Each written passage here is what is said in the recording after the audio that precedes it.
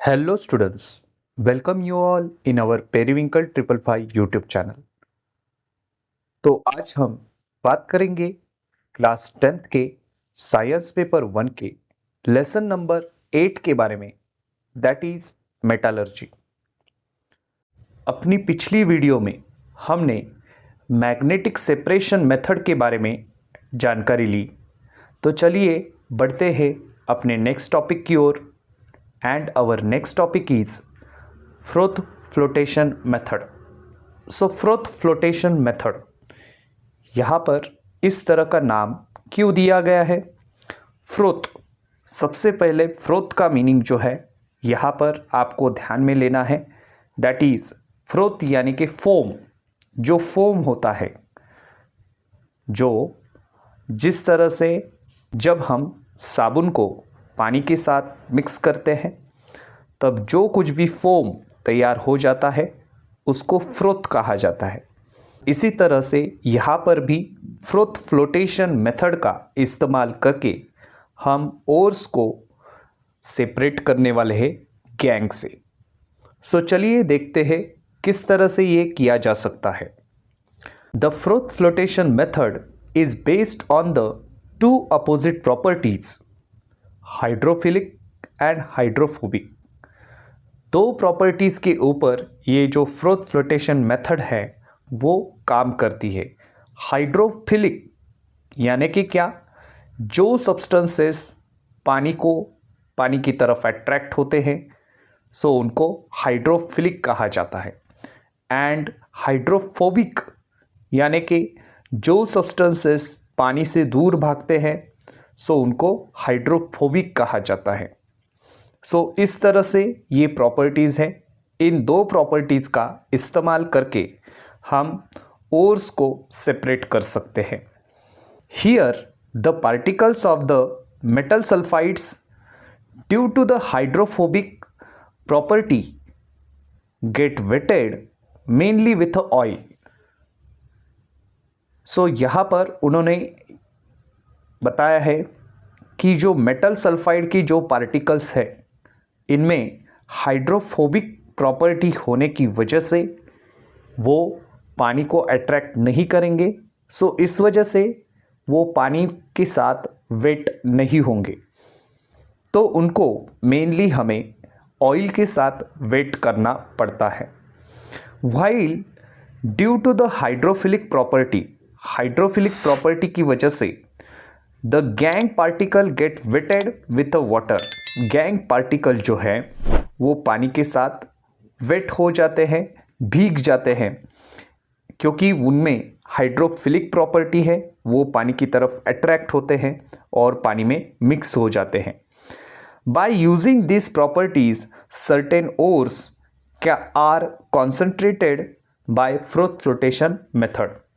इन्हीं प्रॉपर्टीज़ का यूज़ करके हम कुछ ओर्स जो है वो उनका कॉन्सेंट्रेशन कर सकते हैं फ्रोथ फ्लोटेशन मेथड से। तो चलिए देखते हैं किस तरह से उनका कॉन्सेंट्रेशन किया जा सकता है।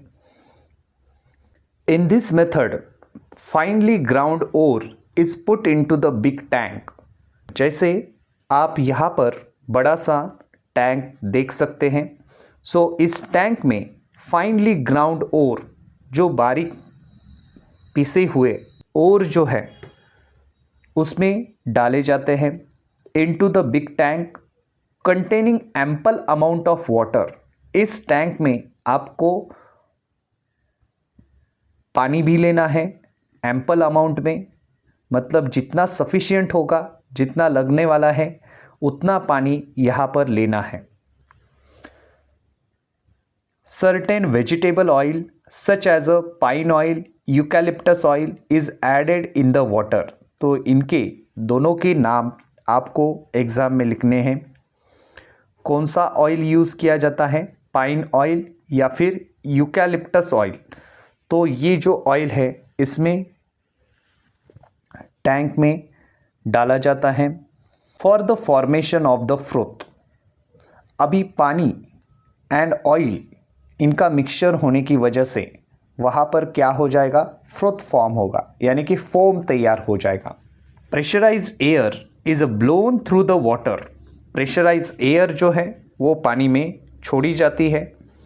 यहाँ से आप देख सकते हैं एयर सप्लाई है। सो एयर जो है प्रेशर, हाई प्रेशर के अंडर इस पानी में अगर छोड़ी जाती है तो वहाँ पर उस एयर की वजह से फोम जो है वो तैयार होने लगता है। There is agitator rotating around the axis in the centre of the flotation tank.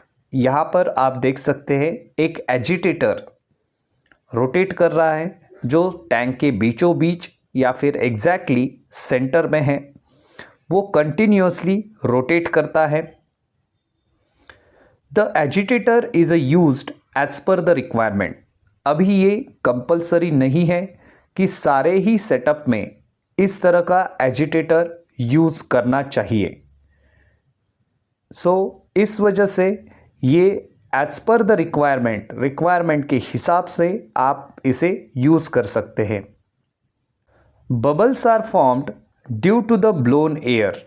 अभी ये जो एयर सप्लाई है जो अंडर हाई प्रेशर है, प्रेशर हाई होने की वजह से यहाँ पर बबल्स फॉर्म होने लगते हैं। जैसे आप यहाँ पर देख रहे हैं वाइट कलर के यहाँ पर सारे जो बबल्स आपको दिखाई दे रहे हैं। Due to agitation a foam is form from oil. Agitation की वजह से फोम तैयार हो जाता है ऑयल में। वो फोम क्यों बन रहा है? वो फोम जो है वो वाटर एंड ऑयल की मिक्सचर की वजह से वहाँ पर फोम तैयार होने लगता है। Bubbles are form due to the blown air. Due to agitation a foam is form from oil. Agitation की वजह से फोम तैयार हो जाता है। This foam rises to the surface of water and floats. ये जो फोम है वो पानी के ऊपर आता है और इस तरह से यहाँ पर आप देख सकते हैं ये फोम जो है वो ऊपर फ्लोट होने लगता है। That is why this method is called froth flotation process. इस वजह से इस मेथड को फ्रोथ फ्लोटेशन प्रोसेस कहा जाता है। Particles of certain sulphide ore float with the foam on water as they preferentially get wetted by the oil. जितने भी पार्टिकल्स हैं सल्फाइड्स ओर के वो फ्लोट होने लगते हैं फोम के ऊपर on water and they preferentially get wetted by the oil.